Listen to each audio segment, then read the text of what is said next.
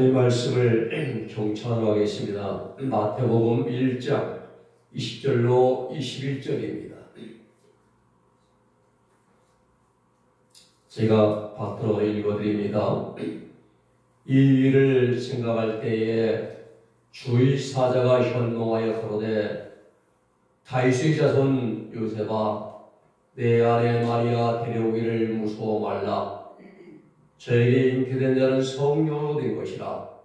아들을 낳으리니 이름을 예수라 하라. 이는 그가 자기 백성을 저희 죄에서 구원할 자이심이라 하니라. 아멘.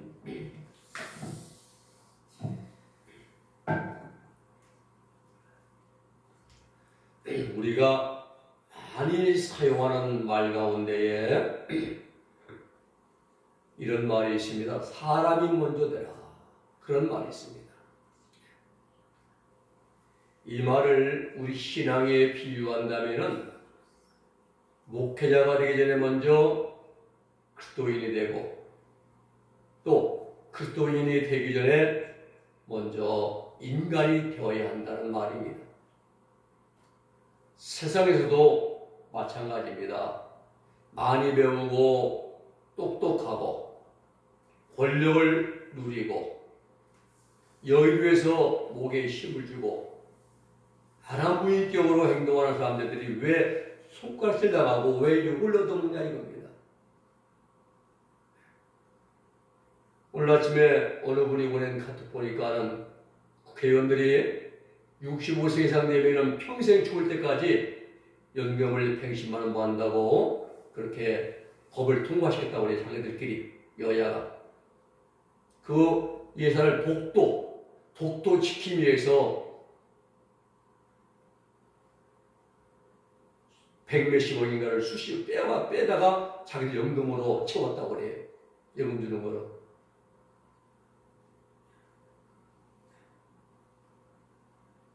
국민들이 세금 내서 독도 지키는 예산을 세웠는데 이제 편성했는데 거기다 빼다가 연금으로 채웠다. 연금 만능으로 이제 빼놨다고 합니다. 그 욕을 먹는 거예요. 똑똑하고 잘나고 권력 누리고 큰 소리 치지만은 그들이 욕 먹는 이유가 참 많습니다. 답은 한 가지입니다. 사람이 되지 못했기 때문입니다. 인성교육이 잘못되었기 때문입니다. 우리나라는 예로부터 어려서부터 예절교육을 중요시해 왔습니다. 여러분 우리 한문에서 효 공자는 말하기를 쥐약이 3,000가지로 돼 부모박대 불효하고 라고 했어요. 부모에게 박대 불효하는 자가 가장 큰 죄라고 했습니다. 첫 번째 죄라고 했습니다.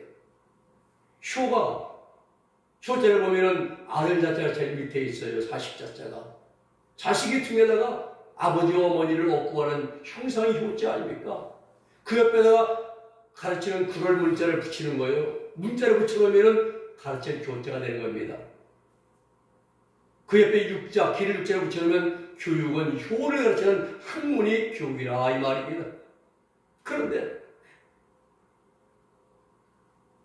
우리나라는 참 예절을 중요시했습니다. 인의 예지. 어질자잖아요. 남을 사랑하고 어질게 그러한 행해야 할 그러한 이제 행동하는 도리죠. 사람이 어질해야 됩니다. 사람으로서 마땅히 행해야 할 그러한 도리, 의를 행해야죠. 디카에 오시네.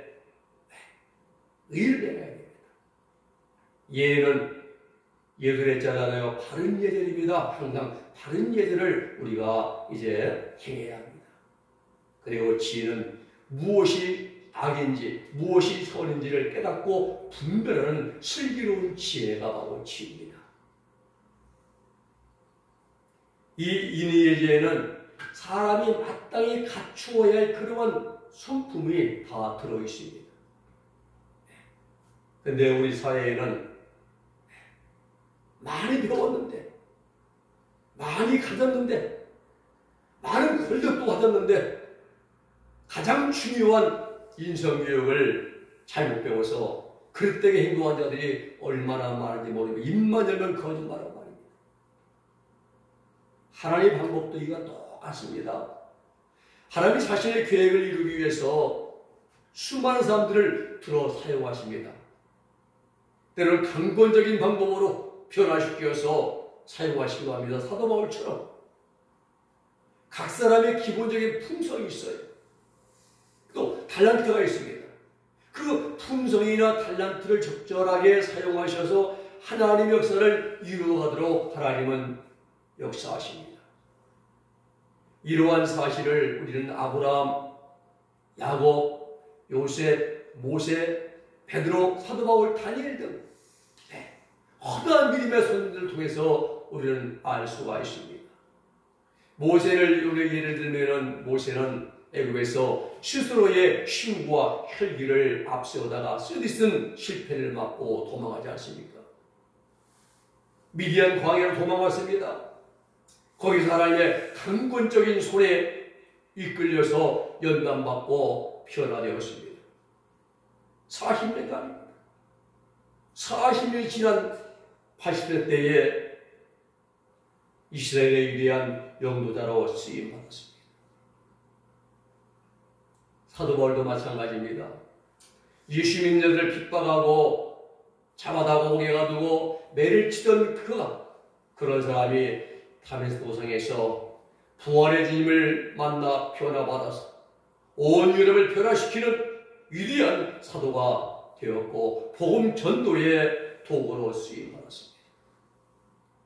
오늘 요셉도 하나님 손에 붙들림 받아서 하나님의 계획에 쓰임받은 사람이 바로 예수님의 육신에 묻힌 요셉입니다. 오늘 아침에 우리는 요셉의 인품과 신앙을 조명해 보면서 은혜를 함께 나누고자 합니다. 요셉의 인품은 너그러움입니다. 마가와 마태복음의 그 복음서 기자들은 예수님의 모친 마리아에 대해서는 비교적 깊은 관심을 가지고 아주 상세하게 기록을 하고 있는 반면에 요셉에 대해서는 별로 언급을 하지 않고 있습니다. 왜 그런가 하면은 오늘 이 기사의 초점이 예수님과 마리아이기 때문입니다. 그러나 요셉은 예수님의 탄생에 있어서 인간적인 고뇌를 극복하고 하나님의 뜻, 하나님의 계획이 성취되도록 하는데 일조를 한 그러한 인품의 소유자입니다. 요셉의 인품을 한마디로 요약한다면 너그러움 그 자체입니다. 너그러움. 본문 19절에 보면 그 남편 요셉은 의로운 자라 디카이오스 의로운 자라 있습니다. 의로운 자라 의로운 자. 이 관습에 따르며 의무를 이행하고 법적 규범을 준수하는 그러한 정적이 되어 있고요. 70인역에 보면은 하나님 나라의 의무를 이행하는 자라고 그렇게 정의합니다. 의로운 자는 하나님 나라의 의무를 이행한다. 이 의인. 구약에서 의로운 자는요, 사디크인데 사디크 단순히 결백하고 도덕적으로 의로운 자를 넘어서 하나님을 경외하며 하나님을 공경하고 두려워하는 게 경외입니다. 경외는 하나님을 공경하고 두려워할 줄 알아야 돼요. 우리 하나님을 경외해야 됩니다. 늘 하나님을 높여야 됩니다. 그리고 하나님 앞에서 두려움을 우리 가져야 되는 거예요. 하나님 우리의 과거도 현재도 미래도 한눈에 다 보고 계십니다. 우리는 몰라요. 지나간 과거 까마득히 떠버리고. 그런데 하나님은 한눈에 보고 계세요. 왜요? 우리는 물질계하기 때문에 목과에 볼 수가 없습니다. 그러나 하나님 영원 속에서 영원 속에서 보시기 때문에 우리의 과거도 현재도 미래도 우리가 천국 갈 것인가 지옥 갈 것인가 어떻게 전부 다 하나님은 한눈에 보고 계십니다. 그 하나님은 두려울 줄 알아야 됩니다. 이 경외는 하나님을 이제 공경하고 두려워하는 마음이 경외입니다. 의롭다는 것은 하나님의 뜻과 성품을 의미하는 하나님은 의로우신 분입니다. 공의의 하나님이시죠. 그리고 의로운 자란 말은 궁극적으로 하나님의 명령을 준행하며 섬기는 자를 의로운 자라 말합니다. 세상의 의로운 자는 좀 옳은 일을 하면 의인이라 말하지 않는다. 섬겨서 이런 게 아니에요. 정확히 말하면 죄의 뿌리가 뽑혀나가고 정부의 없이 시간 뽑아가지고 결절까지 완전히 새롭게 되어 바꿔서 완전한 자가 될 때 의로운 자라고 우리는 하나님을 인정하십니다. 우리는 여기 오늘 본문에서 유대인의 결법을 먼저 이해해야 됩니다. 유대인은 결혼할 당시에 이제 당사자들이 먼저 정혼, 약혼이죠. 정혼을 합니다. 그리고 그 기간을 보통 약 1년간의 텀을 가져요. 네. 그리고 1년 지나면은 혼인잔치를 합니다. 수가성의 혼인잔치도 막 그런 잔치예요. 1년 전에 약혼해놓고 성혼해놓고 1년이 되어서 이제 혼인잔치하는. 그리고 실제적인 부부 생활을 시작합니다. 그러나 정혼, 약혼을 한 그 당사자는 한 집에서 같이 생활하지 않을 뿐이지 법적으로는 부부나 다름이 없습니다. 그렇습니다. 따라서 이 기간 중에 부정을 저지르면 간음으로 간주가 되었어요. 신명기 24장에 나옵니다. 오늘 본문의 요셉과 마리아는 정혼한, 약혼한 그러한 사람들입니다. 약혼 기간 중에 있었어요. 근데 마리아가 자신의 임신 사실을 알려왔습니다. 이는 요셉에게는 청천벽력 같은 소리입니다. 근데 요셉은 의로운 자였습니다. 동네방에 소문내가지고 잉태한 마리아를 구경거리로 삼지 않았습니다. 요즘에는 구경거리가 하도 많습니다. 지금 요즘에 배석된 사건 있잖아요. 교수와 학생 사이에. 인터넷 다 퍼져버리면 구경거리가 됩니까? 지금. 망신이에요. 그런데 요셉은 그렇게 하지 않았습니다.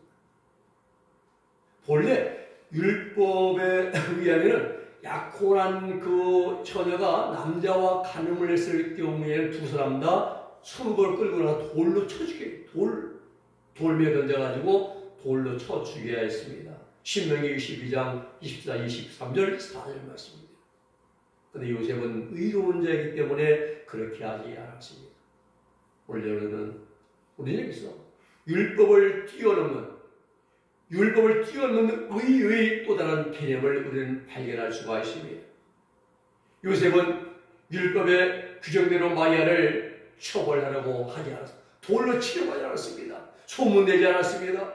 가만히 약혼을 파기하는 것으로 모든 문제를 덮고자 했습니다. 본문 19절입니다. 그 남편 요셉은 의로운 사람이라 저를 드러내지 아니하고 가만히 끊고자 하여 라고 말씀합니다. 가만히란 말은 은밀하게 아무도 모르게 이런 말이에요. 문제를 드러내어서 마리아를 정죄하거나 고통스럽게만 하지 않았습니다. 돌로 쳐 죽이는 엄중한 율법을 집행하는 대신에 율법의 핵심이자 완성인 사랑과 용서의 미덕으로 문제를 풀어가려고 했습니다. 이 요셉의 너그러운 인품이에요. 우리는 이런 사실을 간구하고 있거든요. 로마 13장 6절과 10절의 말씀을 실천했잖아요.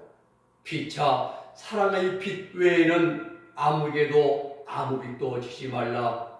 남을 사랑한 자는 율법을 다 이루었느니라. 이 말씀을 실천하고 있는 겁니다. 사랑은 이웃에게 악을 행하지 아니하나니 그러므로 사랑은 율법의 완성이라. 요셉은 율법을 완성시킵니다. 그렇습니다. 요셉이 보여준 관용과 온유와 사랑의 정신은 우리 주님께서 강조하신 바입니다. 세상은 사소한 문제가 생기면 침소봉대해가지고 크게 비화시켜서 상대방을 매장시켜야 됩니다. 그러나 우리 기독인들은 요셉의 관용과 사랑의 인품을 본받는 그런 자들이 되어야 되는 것입니다. 요셉의 인품은 너그러움 그 자체였습니다. 또 요셉의 신앙은 순종입니다. 순종이었습니다. 요셉에 대하여 깊이 생각을 해보면은 요셉의 귀한 인품도 근본적으로는 하나님을 경외하고 하나님의 뜻을 따르고자 하는 믿음과 순종의 뿌리를 둔 그러한 신앙 인격이었음을 우리는 알 수가 있습니다. 요셉은 늘 언제나 율법이 의를 행하는 의로운 사람으로 경건하게 살아갔습니다. 요셉의 이러한 삶은 욥기 1장 1절에 나와 있는 말씀처럼 순전하고 정직하여 하나님을 경외하며 악에서 떠난 자들아, 이러한 칭찬받은 욥과도 일맥상통하는 그러한 삶, 이런 하나님을 전적으로 믿고 순종하는 믿음과 신앙이 없이는 불가능합니다. 이러한 믿음과 신앙이 있었기 때문에 마리아의 잉태가 성령으로 말미암았다는 천사의 말을 듣고 순종하여 마리아를 데려올 수 있었습니다. 우리 같으면 의심부터 많아요. 의심부터. 유전자 검사하자 뭐다 할 텐데 그러지 않았습니다. 마태복음 1장 24절에 보면은 주의 사자의 분보대로 행하여 라고 말합니다. 요셉은 잠에서 깨어서 깨어났는데 즉시 주의 사자가 지시한 대로 행하였습니다. 이런 요셉의 신앙이 하나님 말씀에 온전히 순종하는 신앙이었음을 보여주는 것입니다. 꿈을 꿨어요. 주에서 현몽했습니다. 요셉아, 내 아내 마리아 내일 두려워하지 말라. 이런 성령이 잉태된 것이니 하면서 쭉 말씀할 때 그 말씀을 믿었습니다. 신앙.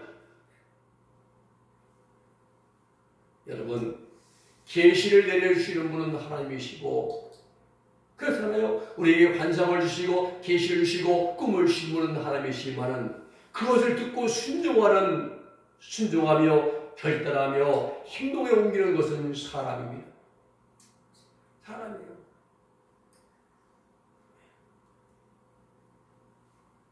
그 순종이 어려운 거예요.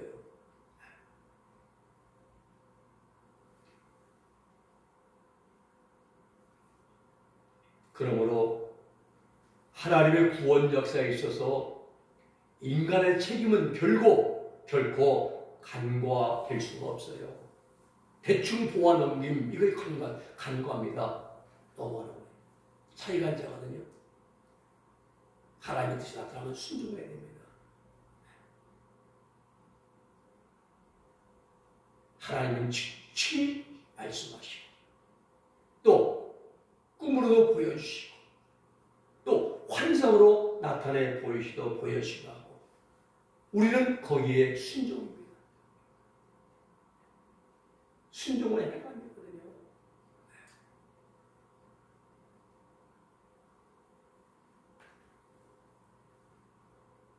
전에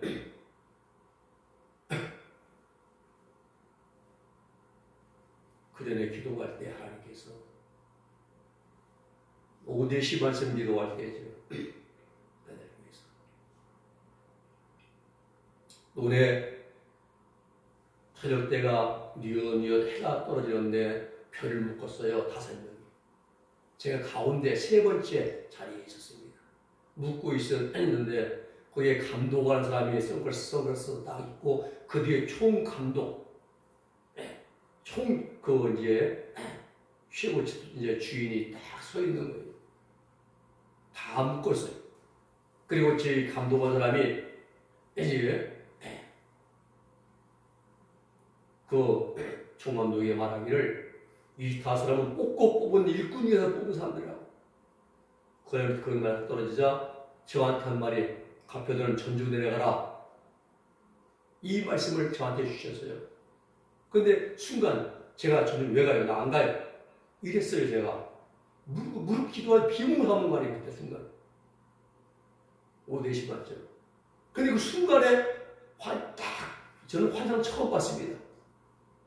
그 넓은 논에 다 추수되었는데 가운데 기다란 논에 벼가 금보다 더 노란 그 다 익은 잘 익은 벼가 다 턱에 수그리고 쫙 있는 거예요. 그래서 가표 내가 가서 추할 것이니라 이 말씀을 딱 저한테 주시고 환상이 딱 끝났습니다. 근데 여러분들 그때가 불순종했어요. 순종을 했습니다. 서울에 온 지 얼마 안 됐고 내려가지 엄두도 안 나고 또 전주는 아무도 모르고 다른 것도 없고 믿음으로 아브라함 가야 하는데 그걸 못했던 거예요. 그 뒤로 한번 서재에서 피곤해서 잠깐 누워있는데 몸이 들립니다. 제 몸이 우수가 끌어 잡아당기는 거예요. 그냥 몸이 떠요. 제가 아무도 없는데 그냥 방바닥에 그러는데 안 가려고 막 이게 그냥 죽는 건가 해가지고 막 비벼대고 방바닥 비비고 막 뭐 잡을 수 없는데 하다가 나중에 한참을 실갱하다가 쿵 이렇게 내 몸이 떨어지는 느낌이 들더라. 그러면서 그거 다 끝났어요.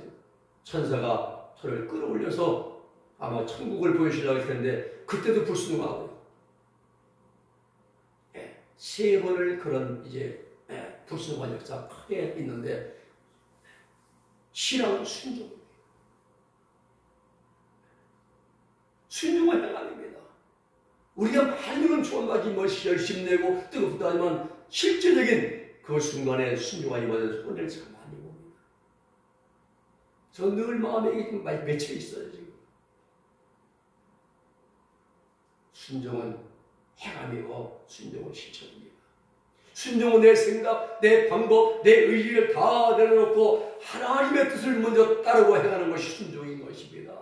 근데 우리는 먼저 내 머리로 생각을 계산합니다. 내가 가서 뭐 할까 아니면 어떨까? 그건 순종이 아니죠. 야고보서 2장 17절에 보면은 이와 같이 행함이 없는 믿음은 그 자체가 죽은 것이라고 해요. 행함이 없는 믿음은 죽은 믿음입니다. 말로 믿음 좋다면 뭐예요? 시험사고야. 야고보 1장 25절 말씀합니다. 말씀을 듣고 실행하는 자가 복 있다. 마카로이 이제 복 있는 자가 있어요. 약혼녀 마리아의 임신 소식을 듣고 깊은 절망에 빠져있던 요셉은 꿈에 주의 천사가 들려준 주의 계시로 말미암아 꽉 막혀있고 답답하던 가슴이 시원하게 뚫렸습니다. 한 발 더 나아가서 자신의 가문을 통하여 놀라운 일을 나타내시자 하시는 하나님의 놀라운 인류 구원 계획을 알게 되었습니다. 인류를 그 죄 가운데서 영원한 심판과 형벌과 사망 가운데 구원해낼 구주가 자신의 가문을 통해서 오시게 된다는 사실에 너무나도 감개무량했습니다. 이 놀라운 은총을 나타내시자 하는 하나님의 은총에 대하여 벅찬 가슴과 희열을 느꼈습니다. 이러한 요셉에게 임한 두 번째 하나님이 계시는 동방박사들의 방문 직후에 주어집니다. 이때 요셉은 주의 사자가 분부를 이제 그 주의 사자의 분부를 그대로 쫓아서 아기 예수님과 마리아를 데리고 애굽으로 즉시 피신을 하잖아요. 마태복음 2장 13절 쭉 이하에 저희가 떠난 후에 주의 사자가 요셉에게 현모하였는데 애굽의 헤롯이 아기를 찾아 죽이려 하니까는 일어나 아기와 그 모친 마리아를 데리고 애굽으로 내려가. 거기 있으라. 요셉이 일어나서 밤에 아기와 그의 모친을 데리고 애굽으로 떠나가 헤롯 죽기까지 거기에 있었으니 요셉이 한 11년 동안 애굽에 있었죠. 무엇입니까? 순종입니다. 하나님의 말씀이 주어지면 즉시 이해하고 순종하는 신앙이 요셉의 신앙이었습니다. 그렇습니다. 요셉의 순종이 임신한 마리아를 데려왔고 애굽으로 피신하여 헤롯의 칼날을 피하였고 하나님의 인류 구원의 큰 계획에 쓰임받는 믿음의 사람으로 역사에 길이 남게 된 줄로 믿으시기를 바랍니다. 세 번째 요셉의 가문은 다윗 가문입니다. 요셉은 다윗 자손입니다. 이러한 요셉의 가정에서 메시아이신 예수께서 탄생하십니다. 요셉은 모든 이스라엘 사람들이 존경하는 이스라엘의 성군인 다윗 왕의 혈통을 이어받은 사람입니다. 다윗이라는 이름의 뜻은 하나님께 사랑받은 자라는 뜻이에요. 하나님께 사랑받은 자. 다윗은 실제로 하나님 마음에 합한 자였습니다. 내 마음에 합한 자라 말씀하시는 거예요. 사무엘상 3장 14절에 보면은 13장 14절에 여호와께서 그 마음에 맞는 사람을 구하여 라고 말씀, 그 마음에 맞는 사람. 사도행전 13장 21절에 말씀 보면은 하나님이 베냐민 집과 사람 기스의 아들 사울을 40년간 주셨다가 21절에 보면 패하시고 다윗을 왕으로 세우시고 증거하되 내가 이새의 아들 다윗을 만나니 내 마음에 합한 사람이라 내 뜻을 다 이루게 하리라 하시더니 라고 말씀합니다. 그 다음이 중요합니다. 그 다음이 이 13절에 보면 하나님이 약속하신 대로 이 사람의 씨에서 이스라엘을 위하여 구주를 세우셨으니 곧 예수라 그렇게 사도 바울은 외쳤습니다. 그렇습니다. 이러한 요셉의 가문이 다윗의 가문이었고 이 요셉에게서 인류의 구주이신 예수께서 이 계절의 다음 주간에 탄생하십니다. 우리는 여기서 한 가지 중요한 사실을 살펴봐야 됩니다.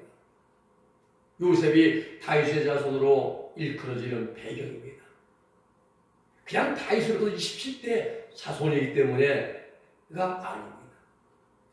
요셉이 다윗의 자손으로 불려지는 것은 그가 하나님의 마음에 합한 사람이었다는 사실이에요. 그 삶이 하나님 보시기에 온당한 삶을 살아갔기 때문입니다. 이 사실이 매우 중요합니다. 우리가 교회에 축성한다고 해서 다 하나님 백성 되는 것은 아닙니다. 하나님 말씀대로 순종하며 살아가는 사람이 하나님의 백성들입니다. 예수님 믿고 구원받는 것도 중요하지만 구원받는 그 순간부터는 예수님을 믿고 구원받은 그 시간부터 예수님을 본받아 살아가는 삶이 더더욱 중요하다는 사실입니다. 이 사실을 망각하면은 하나님 심판대 앞에 서는 날 뼈저리게 후회해도 이미 때는 늦으리가 되고 마는 것입니다. 다시 한번 강조합니다. 다윗이 하나님 마음에 합한 자라는 칭찬을 받고 인정받은 이유는 다윗이 매사야 하나님을 의지하고 하나님 말씀을 순종한 삶을 살았기 때문입니다. 요셉도 다윗의 사손이라고 일컬음을 받은 이유는 다윗과 같이 하나님 보시기에 온당하고 합당한 삶을 살아가는 그러한 사람이었다는 사실입니다. 말씀을 정리합니다. 오늘 요셉의 인품과 신앙. 요셉의 인품은 너그러움 그 자체에 있습니다. 요셉의 신앙은 무슨 언제나 하나님 말씀 주어지면 아멘하고 순종하는 순종의 신앙이었습니다.